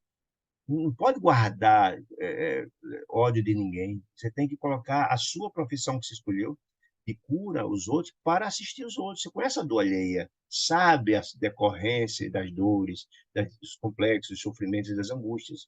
Se, na verdade, a gente tem ódio no nosso coração e adoecemos por isso, você vai saber que o caminho estava errado. As mãos que... Olha aí, olha o que ela disse. Olha. As mãos que curam não podem ferir. Essa é fantástica. As mãos que curam, no caso dele, enfermeiro, como é que pode ferir alguém? A sua missão é curar. Pode ferir alguém? Não.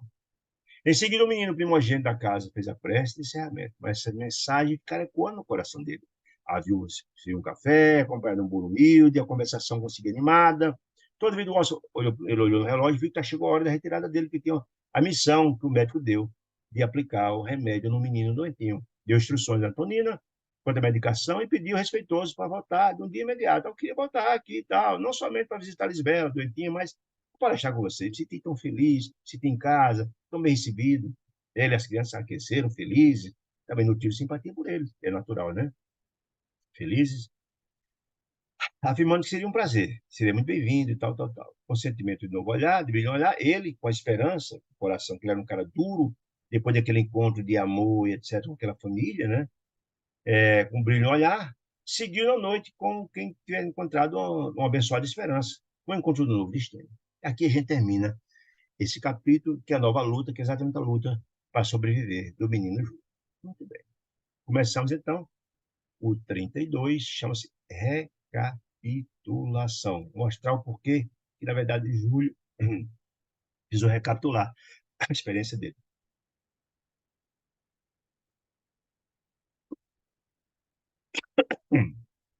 De volta ao hospital, porque o médico em determinada hora não encontrou o médico, mas precisou sair com a urgência. Mas a senhora, a secretária, mostrou a ele, o auxiliar, a papeleta e a instrução, o que ele tem que fazer e tal. Ele leu a ficha atenciosamente. O menino, perfeitamente caracterizado pela indicação, se ele estava com um clube, exigiu socorro imediato. Ele foi dado o endereço e o material para ele aplicar, né, o tratamento. Silva pegou um ônibus e foi para a casa de Amaro, que não sabia que era Amaro. E exatamente aplicou o remédio ao menino. Acolhida a casa de Amaro cortesmente pelo dono da casa, que recebeu e mostra a diferença, recebeu, viu que era Amaro, um desafeto, mas recebeu com todo carinho, não ocultou a perplexidade, isso Silva, né? A perplexidade que o possuía de assalto, identificado por Amaro, ele foi identificado e reconhecido, que ele exprimia gentileza e contentamento na saudação, recebeu com muito carinho, com muito respeito, né? Então, Mário ficou todo sem graça, ficava gaguejando, tal, falando monossílabo, sem graça, desconfortável mesmo, desapontado, espantadiço. Revelava-se-lhe a decepção, na extrema palidez no rosto. Ele ficou pálido, ficou sem graça, ficou em situação difícil. Então, eu refletia acabrunhado. Era aquela casa mesmo que ele cabia atender? Meu Deus, como é que eu vim parar aqui? Ele, falando com ele próprio, né? Se soubesse que era a casa de Amado, não teria vindo de jeito nenhum, teria pedido um substituto. Eu não teria de jeito nenhum.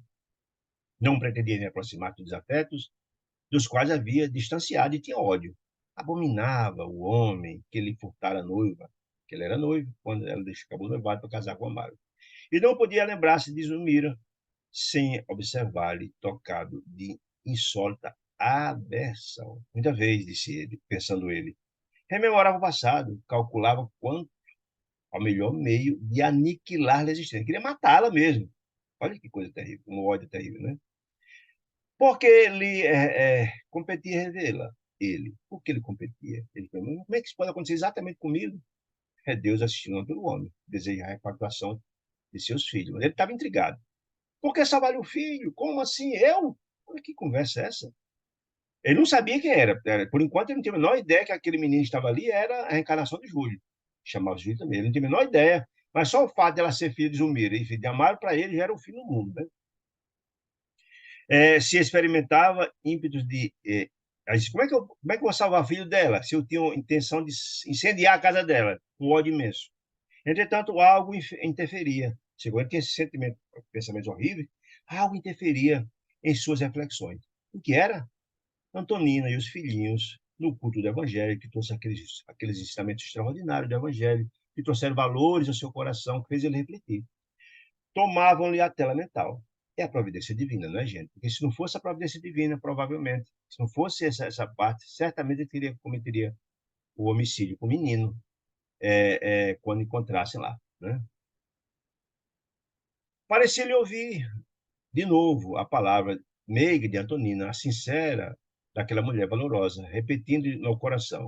O que é que ela dizia? Ele relembrava tudo, como se fossem os flashes. As mãos que curam não pode ferir. O enfermeiro diligente será, sem dúvida, um irmão de todos, né? De todos. A vida não termina nesse mundo. Precisamos desculpar os outros para que os outros nos desculpem. Isso estava na cabeça dele, fervilhando, que tinha ouvido há pouco tempo, né? Notando-lhe a hesitação e propondo-se a colocá-la à vontade, sim, Amaro viu que ele estava todo desconfortável, pensativo, e Amaro tentou organizar, deixar ele à vontade. Amaro só sonhou as súplicas. Entre, Mário, conforta-me. Olha aí a gentileza dele. Conforta-me reconhecer que recebemos o concurso de um amigo. Olha só, chamou ele de amigo, olha a diferença, né? E Amaro, já muito mais polido, muito mais espiritualizado, deixando de à vontade. Eu fico feliz que num momento como esse, é difícil para a gente, receba um amigo, alguém que a gente conhece, receber nossa casa. É algo muito bom. Indicando o quarto, acrescentou: olha, Zumira está lá no quarto com o nosso filhinho. Já me entendi com o médico, ele me disse que era culpa mesmo, foi por de lado. O enfermeiro, impassível, obedeceu, mas finalmente não disse nada, mas foi para o quarto. Varou a câmara, perturbado, lívido, perturbado, completamente perturbado. Quando viu a mulher, Yamara, lembra que ele amou ela duas vezes, lembra? Lá como Loli Barruri, lá atrás, lá no Paraguai, e fora noiva dela na atual encarnação, lembra? Aproximando-se, trazendo o pequeno no colo, ela, Zumira, registrou de súbita vertigem de revolta. Quando viu ela comendo no braço, ficou revoltado. Incapaz de controlar, sentiu que estranha aflição lhe oprimiu o peito. Ele, o ódio, eclodiu, né? A volúpia de vingança enseguecia-o. Zumira pagar-lhe-ia caro a deserção do casamento. Pensava, de olhos fixos, na maternidade dolorosa. Por que dolorosa? Porque estava uma criança ali prestes a morrer, numa situação difícil. Era o resgate do menino, mas dolorosa. Mesmo assim, não se condoeu, não. Viu ela numa situação dramática, desesperada, com o filho prestes a morrer, e mesmo assim não se condoeu. Que ali se exteriorizava em mortificante padecimento. Aí ele não sensibilizou. Né? Contemplou a criança, que não sabia que era Júlio, que a espinéia agitava e deu curso à incontida animosidade. Ele viu a criança que não sabia que era Júlio, mas sentiu por ela um ódio terrível. Por quê? Porque ele era Júlio, lá atrás, que ficou com Lina Flores. E que era Lina Flores? Era a própria Zumira, né? Ele sentiu um ódio, não sabia por quê, tal. Tinha a impressão de odiar aquela criança. De longa data, tinha impressão no coração dele. Ele próprio se surpreendia com esse sentimento. Porque, poxa, como podia detestar assim o inocente com tanta veemência? Aquela versão, já que aquela criança não lhe fez mal, pelo menos ali, naquela encarnação, né? Mas, acreditando justificar-se essa versão, a terrível disposição de espírito com a circunstância de achar-se ali, de ser o menino fruto do casamento de Zumira e Amaro, a ligação, e era insuportável cuidar de um filho de Amaro e Zumira. Não procurou analisar de onde é que vinha essa versão do menino. A ideia de que a Mária e a esposa sofriam, irreparavelmente, que sofreriam se acontecesse a morte do menino, acalentou-lhe o duro propósito de vingança, de matar o menino, de aplicar alguma coisa errada no menino. A felicidade daquela casa dependia dele, estava nas mãos dele naquela hora, de sua atuação. Estava nas mãos dele matar ou salvar o menino, olha aí. E ele vendo aqueles dois, olha, se não for feito o trabalho de preparação antes. E se cooperasse para a morte do menino? Ele começou a pensar no coração dele, auxiliando aquele rebento enfermiço a desaparecer, a terminar de matar. A pergunta criminosa transpassava o pensamento, como se estilete de treva. Contudo, olha aí a providência de Deus. Contudo, a lembrança do culto da oração no lar de Antonina voltou-lhe à cabeça. A vacina, né? Que se chama vacina, preparando ele para evitar o grave. As consoladoras afirmações da mãezinha de Lisbela regressaram aos ouvidos. Vale sempre mais que um acordo pacífico. Não devemos nutrir qualquer espécie de aversão. Quem ajuda é ajudado. Ninguém se eleva aos mais altos níveis da vida com endurecimento espiritual, endurecimento. Nunca sabemos realmente até que ponto somos ofendidos ou ofensores. Será que, na verdade, eu não fui ofensor do passado? Essa história, né? O perdão é a vitória da luz. Tudo isso foi dito no Evangelho lá do lado. Os retalhos da palestra edificante afiguravam-se rédeas que sofreavam ele, aquele ímpeto de assassinar o menino, a expansão dos malignos desejos. Os conflitos sentimentais, mato ou não, sentimentais, desenrolaram-se na consciência em breve minuto. Quase cambaleante, acercou-se da ex-noiva, Desmira, torturada, que o reconheceu. Ela reconheceu nesse momento ele, né? De pronto, tentando cumprimentá-lo. Ela tentou cumprimentar ele, né? Correspondeu à saudação, cerimonioso, dispondo-se ao serviço. Ele não foi nada gentil com ela. Mário, disse ela, implorando a pobre senhora agoniada. Compadece de nós, Mário, ajuda-nos. Esperei meu filhinho, suportando os maiores sacrifícios. Será crível devo agora vê-lo morrer? Lágrimas copiosas a chorar, seguindo os soluços que lhe emudeceram a garganta. Mas ele não se sensibilizou de jeito nenhum. Vendo o sofrimento da mãe, a situação do menino. Outros tempos, qualquer pedido vindo daquela boca lhe impunha inquietação, caria sensível e tal. Mas naquele instante, soberana indiferença enrijeceu o espírito. Estava com tanto ódio de raiva no coração que ignorou o sofrimento da mãe e da criança, né? Que lhe implorava, o que importava a dor daquela mulher que abandonara? Zumira esse menino dele antes, anos antes, agora cabia ele rir. Agora, desejo de vingança, né? De semana de rude, recomendou que fosse a criança restituída ao leito, colocada na cama. Logo após, tateou-lhe com sua sensibilidade, de pensamento martelado, pelas ideias recolhidas no estudo do Evangelho, que estava sobrepôs sobre a ideia de vingança dele da noite, e contido pela breve lembrança de Antonina, buscava refazer-se, né? Ainda assim, como se carregasse um gênio infernal na própria mente, assinalou as criminosas sugestões que lhe atravessavam o cérebro esfogueado. Veja, é importante que a gente entenda isso. Ele ainda estava com o cérebro esfogueado, porque ele tinha passado por um processo muito traumático, ainda estava muito forte. E lembra que, na verdade, fora tentado duas vezes essa reconciliação, a vez de desdobramento, e depois, com a intervenção lá no Evangelho no Lar, dando agora a possibilidade de reconciliação dele com Zumira e Amaro e o próprio Júlio, certo? A administração do medicamento impróprio, de certo, ele dizendo, se colocasse o medicamento impróprio aqui no menino, favoreceria a rápida extinção do menino, que está numa situação difícil. Júlio encontrava-se à beira da sepultura, estava prestes a morrer. Apenas o impeliria, jogaria, precipitasse ele, sem mais delonga, na morte. Ele pensando ainda, né? Todavia, o semblante de Antonina dominava-lhe a memória, exaltando o perdão. Veja a importância daquela providência dos emissários de Deus. Se tivesse aquela casa na véspera, ele pensando, se eu tivesse vindo aqui ontem sem ter participado do evangelho na casa de Antonina, não tinha nenhuma dúvida. Por isso a providência foi extraordinária. Considerou ele. Teria exterminado o menino sem piedade, se não fosse a interferência de Clarencio junto a Antonina e a pastora de Antonina. Não tem nem dúvida. Recorreria à eutanásia para justificar mentimamente. Ele, na verdade, se tinha justificado. Ou seja, aquela providência de Amar, aquela providência de Clarencio e a providência de Antonina foi fundamental para evitar mais uma dívida dele, porque se ele assassinasse o menino, era mais uma dívida que ele ia cometer.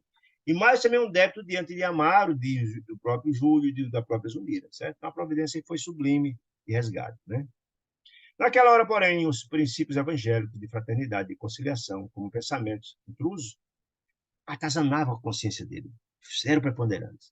Esperou silencioso a reação do menino, aplicou remédio, aplicou o menino ofegante, e, embora assinalasse graves complicações, que de certo deveriam induzi-lo à comunicação com o médico, ou seja, depois, se ele tomasse qualquer prova, qualquer medida, ia ter que comunicar ao médico, se porventura acontecesse algo assim, né? Fez a aplicação do soro antidiférico, ou seja, aplicou o remédio certo. Mas o desejo no coração dele, porém, era de vê-lo transformar aquele remédio em veneno destruidor. E a mente dele ainda continuava com a ideia do desforço, mesmo tendo aplicado o remédio certo. Pensamento, né? Reparamos que das mãos de Mário, que estava lá pegando o remédio, expeliu-lhe escura substância, mas Clarencio, usando a mão direita à destra, sob o pequenino, mantinha-o isolado de semelhantes forças. O ódio dele estava sendo destilado, podia atingir o menino e prejudicar, mesmo se aplicando o remédio certo. Olha aí, a força do ódio como é poderosa, né? Ante o assombro que nos conservávamos, exteriorizados, com visgo enegrecido, saía. Clarence explicou. Meu filho, são fluidos deletérios do ódio, que é destruidor, com que Silva inconscientemente procura envolver a criança infeliz, a infeliz criança. Contudo, as nossas defesas estão funcionando, ou seja, as barreiras colocadas lá, as barreiras colocadas por Clarence, evitou que aquele ódio destilado chegasse para prejudicar essa criança. Fez uma barreira ali de proteção ao menino, né? Muito bem. Odila, que chamara Blandina e Mariana, que era Blandina? Lá do lado da bênção, lembra? Do lado da bênção, chamaram elas duas naquele momento. Que chamaram até nós para ajudar a acudir o menino, acompanhava a aplicação da medicação, ansiosamente. Abnegado amigo, disse ela a Clarencio. Acredita que Júlio possa recuperar-se? Clarencio, que estabelecer extensa faixa magnética para proteger o menino das energias do Mário Silva em torno do doentinho, preservando contra a influência do visitante, falou a ela paternal: Odila, é tempo de penetrarmos a verdade. Vou dizer que é você com todas as. Vai acontecer. O menino deixará o corpo, talvez em breves horas, ele vai morrer, disse a Odila, que fora mãe dele na outra encarnação. O futuro dele exige a frustração do presente. E para quê? Para ele valorizar a vida. Foi dada a ele a vida, ele tentou se suicidar com veneno, foi salvo, depois tentou e conseguiu. Então, duas vezes ele tentou contra a sua própria vida. Então, ele morreu na primeira encarnação aqui como seu filho, agora vai de novo para aprender a valorizar a vida que Deus lhe dá. Porque a vida que Deus dá não só é o compromisso consigo próprio, não. Tem uma série de criaturas que estão ao seu redor que dependem da sua participação. Fortaleça-te, Odila. Contudo, a vontade divina expressa na lei, gente? A lei de progresso, da ação e reação, que nos rege, faz sempre o melhor. O que é que está dizendo? Sem dúvida nenhuma, essa providência de encarnação é o melhor para ele. Ou seja, as duas a tentativa e a desencarnação, o suicídio, nessas duas desencarnações, vai trazer benefício para o próprio espírito dele, passar por essas provações ruins e difíceis. E talvez porque a irmã Odila, decepcionada, ensaiasse nova perquisição, disse Clarence, pediu, olha, não indagues agora, saberás mais tarde. Júlio reclama agora assistência, vigilância, carinho, não é hora de discussão. Ela precisa agora de assistência. Então, se apronte para dar assistência, o carinho que ele precisa, e a vigilância. A interlocutora se recompôs, humilde, disciplinada pelo progresso almejado. O enfermeiro, Mário Silva, fitava o pequeno, qual se estivesse a hipnotizá-lo para a morte. Ele continuava desejando a morte do menino, fixamente. Não aplicou remédio errado, mas desejava a morte. Observando as contrações faciais. Os genitores, no caso Zulmira e Amaro, fixava igualmente a criança em tremenda expectativa, saber como é que a criança ia reagir ao soro aplicado. Em dado instante, Júlio estremeceu a criança, empalidecendo. Descontrolava-se o coração. Examinando-lhe o pulso, Mário Silva, agora aterrado, porque ele viu que tinha de alguma sorte contribuído com seu ódio para aquela situação, se sentindo culpado, procurou os olhos de Amaro, aflito, porque ele se sentiu culpado, né? E solicitou em voz menos dura: convém a presença imediata do médico para examinar. Eu acho que a situação pode ter complicado. Receio, disse ele, um choque anafilático. Uma espécie de um choque por alergia medicamentosa, né, que a criança pode morrer, né? De consequências fatais, ele dizendo. Ou seja, a gente chama o médico imediatamente. Zulmira deixou escapar um grito rouco, sendo socorrido pela carinhosa Evelina, a irmã mais velha, enquanto Amaro se despejava porta fora em busca do médico, do pediatra, certo? Minutos longos se espera, foram vividos naquele quarto estreito, 1 hora para poder localizar o médico, trazer o médico. Se escoou, vagarosa e terrível. Preocupado, o médico chegou, auscultou a criança e, logo após, convidou o pai, desolado, a entendimento. Mas íntimo, disse: meu filho, surgiu um colapso irremediável. O choque anafilático efetivamente aconteceu. Infelizmente, é o fim, disse ele ao pai amado. O senhor tem fé religiosa? Confiemos no caso a Deus. Agora somente a concessão divina. Amaro, consternado, baixou a cabeça e nada respondeu. É um choque muito grande. Gente, enterrar um filho não tem coisa mais dramática. Não tem coisa mais dramática com o pai, né? O pediatra trocou ideias com o enfermeiro, que se fizera pálido, ele não se sentiu culpado, e deu instrução recomendando-lhe despedir-se, ao despedir-se, permanecesse com o menino, porque o menino tinha morrido ainda, ele estava lá ofegante, em coma, né? Por mais algumas horas. Deu um sedativo a Zulmira, compeliu o repouso para ela dormir, ou um analgésico, alguma coisa assim. Júlio, em coma, respirava dificilmente. Enquanto isso, a noite avançava. A madrugada adiantava, reparando que a mulher se descansava e a filha descansara, a menina foi dormir e a mulher tomou um remédio, foi dormir. Amaro encaminhou-se para a janela próxima, como quem procurava consolo diante da situação lastimável da morte eminente da criança, né? No cedo da noite, começou a chorar em silêncio na janela.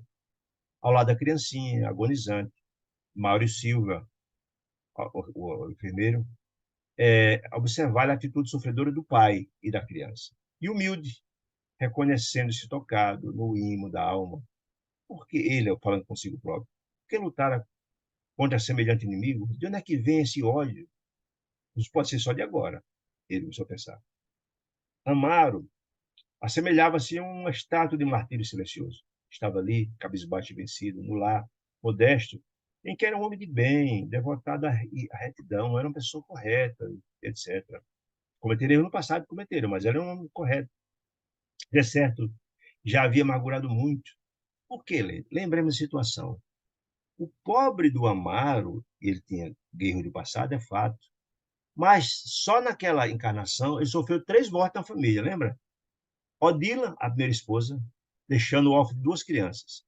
Depois, perdeu Júlio, naquela mesma encarnação, filho de Odila, afogado. Imagina o drama. E agora, perderam de novo o mesmo Júlio, que fora filho dele em 2 encarnações. Imaginou o drama de alguém perder a esposa e perder 2 filhos em tenra idade? É um drama que ninguém pode nem aquilatar, ter nem ideia disso. Então, ele estava numa situação dramática, né? Sofrido muito. O rosto sulcado de rugas precoces, que ele detinha o pranto, falava da cruz de experiências difíceis que ele pesava nos ombros. Quantos problemas inquietantes, isso tudo estava pensando em Mário Silva, né? Quantos problemas inquietantes teria defrontado no mundo aquele homem dobrado pelo vigor da sorte? Como pudera ele, Mário Silva, ele, ser tão cruel, né? Como podia ser tão cruel? E lembro que já tinha tido uma tentativa de conciliação lá, em desdobramento, já tinha tentado, e ele continuava na ideia do ódio, etc. Podia ser um cruel ali, tentando, com pensamento, matar até aquela criança. Rememorou as passagens da hora de estudo e prece, lembrando lá do Evangelho de Antonina, que novamente voltou a lembrar naquele momento. Entendendo que o Evangelho estibava as melhores razões. Aí, tudo que o Evangelho falava era verdade, ele estava sentindo ali, naquele momento, sentindo culpado pelo sentimento que traçasse seu coração. Mais valia reconciliar-se depressa com o adversário que aterrar um espinho de remorso no próprio peito. E ele notava triste que o remorso, como lâminas acerada, lhe retalhava o coração. Ele se sentindo culpado, porque desejou a morte do menino. A Maria, a esposa, indiscutivelmente, poderia ter manifestado desconfiança ao vê-lo. Quando ele chegasse, Izumira e Amaro podiam, não, você não, oxe, recusado, mas não. Né? Entretanto, acolheram fraternalmente de braços abertos, gentilmente. Se o fato havia ferido no outro tempo, não se achava agora sob o guante terrível para a relação, ou seja, ele estava sofrendo já. O sofrimento já era o suficiente dele, da família. Rendia graças a Deus por não ter, ele agora, Mário Silva, não ter injetado uma substância tóxica para matar o menino, propositadamente, no doentinho, moribundo. Mas não teria, acaso, concorrido, com ódio, com desejo, para abreviar a morte? Ele não se sente culpado pelo sentimento que estava caçando no coração, que era de vingança, queria que o menino morresse mesmo. Experimentava um desejo de abeirar-se de Amaro para confortá-lo. Ele teve o desejo, mas teve vergonha de si próprio de fazer isso, né? Quer dizer, uma mudança significativa da forma dele agir. A mudança estava em curso no coração dele, o arrependimento estava começando a surgir. É um atestado de que a mudança estava acontecendo. Durante quase 2 horas permaneceram ali, ele olhando o quadro e os dois calados. Amaro chorando, perto do menino, e ele lá olhando, pensando nessa história toda, refletindo. E a importância da reflexão para a própria mudança dele. O dia começou a raiar, e quando Amaro abandonou a meditação, aproximou-se do filhinho quase morto. Um gesto comovente de fé, retirou da parede o crucifixo de Jesus, né? E colocou na cabeceira da cama do menino. Em seguida, sentou-se ao leito e acomodou o menino no colo dele, com grande ternura, amparado por um espírito de Odila, que estava ali enlaçando ele, consolando, fortalecendo, demorou a olhar sobre a imagem do Cristo crucificado e orou em voz alta. Divino Jesus, compadece-me de nossas fraquezas, Jesus. Tenho meu espírito frágil para lidar com a morte. Lembramos que naquela encarnação, 3 vezes ele lidou com isso, né? Dá-nos força e compreensão. Não é fácil, né? Dizendo ele em prece. Nossos filhos te pertencem, Senhor, mas como dó restituí-lo, dizendo ele em voz alta. Quando a tua vontade nos reclama de volta, o pranto embargava-lhe a voz, mas o pai sofredor demonstrava sua imperiosa necessidade de oração. Prosseguiu. Se é o teu desígnio, Senhor, que o nosso filhinho parta, Senhor, recebe-o nos seus braços de amor e luz. Olha que coisa emocionante, né? Concede-nos, porém, Senhor, a precisa coragem para suportar, né? Para suportar 2 vezes a morte do filho e do mesmo menino, valorosamente. A nossa cruz da saudade e dor. Dá-nos resignação e esperança de si. Auxilie-nos a entender-te, Jesus, os propósitos de tua vontade, se cumpra hoje e sempre. Diz André Luiz, que jato de safrina claridade escaparam do peito dele, Amaro, envolvendo a criança, que pouco a pouco adormeceu. Por que, gente? Nós já vimos, todas as vezes que ele veio com a prece feita ao alto, vem a resposta. Aquela prece veio, caiu sobre ele e ele repassou as energias da sua prece e benefício da criança. Né? Júlio afastou-se do corpo de carne, que o menino adormeceu, e em seguida desencarnou. Afastou depois da prece confortante do pai, de pedir a intercessão de Jesus, a criança desencarna, abrigando-se nos braços de Odila, a antiga mãe dele, que estava lá para acolhê-la à maneira de órfão que busca térreo ninho de carícias. Tocado nas fibras mais recônditas do ser, quem? Mário Silva, e percebendo que a morte ali estendera as suas grandes asas, Silva experimentou violenta comoção e constrangiu-lhe a alma. Convulso choro cogitou-lhe o peito, enquanto a sua voz inarticulada, que parecia nascer dos recessos do mesmo, gritava-lhe a consciência: assassino, assassino, complexo de culpa. Ele desejou, o meio que não tinha materializado, mas se sentiu culpado, desorientado, inseguro, e o moço correu para a via pública, achando-se atormentado no seio da noite sombria, soluçando. Veja, gente, como esse capítulo ele é importante para ver a beleza e a grandeza do amor de Deus por cada um dos seus filhos, que faz tudo para reconciliar cada um, para trabalhar os seus corações, sem violentar ninguém. A tentativa para com Mário foi feita várias vezes, ele continua endurecido e chega então, quando o amor é ignorado, vem a dor reparadora, certo? Então, é um capítulo extraordinário para mostrar a importância da vida e a importância como a gente vivencia as experiências da vida, certo? Então, eu queria demais agradecer a cada um de vocês por ter estado conosco. Se tiver alguma dúvida, por gentileza, nos faça. Se não, queria convidar para estarmos juntos de novo na próxima quarta, se Deus permitir. Fique com Deus, uma excelente semana. Muita paz.